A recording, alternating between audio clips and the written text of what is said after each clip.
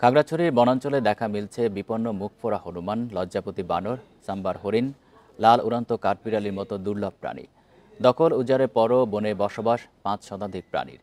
বন বিভাগ বলছে, শিকারীদের উৎপাত কমানোর পাশাপাশি সাধারণ মানুষকে সচেতন করার ফল মিলছে। বান্ডেল থাকলে প্রতি সেনমানিতে টাকা বাঁচবে। বিকাশ সেনমানি বান্ডেল কিনে জিতুন প্রতি লেনদেনে। সম্প্রতি খাগড়াছড়ির বন বিভাগের কার্যালয়ের পাশের চাপালিশ গাছে দেখা মিলেছে দুর্লভ মুখপোড়া হনুমানের।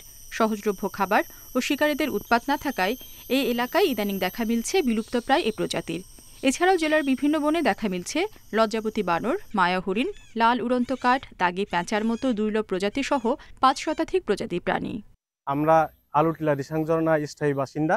আমাদের পাশে এই খাগড়াছড়ি বন বিভাগের একটা বন আছে, ওখানে বিভিন্ন রকম প্রাণী অবমুক্ত করেছি, যাতে বহিরাগত লোক এসে কোনো পশু পাখি শিকার করতে না পারে। সেজন্য আমরা ৩ জন সার্বক্ষণিকভাবে এখানে পাহারা দিয়ে আসি। পরিবেশ ও প্রকৃতির সুরক্ষায় প্রাকৃতিক বন সম্প্রসারণের পাশাপাশি বনকে প্রাণীর নিরাপদ আবাসস্থল হিসেবে গড়ে তোলার তাগিদ পরিবেশবাদীদের।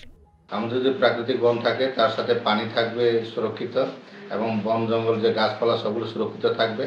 এগুলো সুরক্ষিত থাকলে আমাদের যে প্রাণী জগৎ সেটাও সুরক্ষিত থাকবে। বৃক্ষরোপণের পাশাপাশি জীববৈচিত্র্য রক্ষায় কাজ করছে বন বিভাগ। বন্যপ্রাণী রক্ষায় চলছে নিয়মিত অভিযানও। দেশীয় যে প্রজাতিগুলো এখানে অতীতে ছিল, এগুলোকে আমরা ইন্ট্রোডিউস করে এখানে বর্তমানে যেসব বন সৃজিত হচ্ছে এগুলো করার জন্য আমরা সকলকে উদ্বুদ্ধ করছি। দেশের মোট বনাঞ্চলের 40% রয়েছে খাগড়াছড়ি সহ 3 পার্বত্য জেলায়। দেশের মোট জীববৈচিত্র্যের 60% রয়েছে এই পার্বত্য অঞ্চলে। Independent news.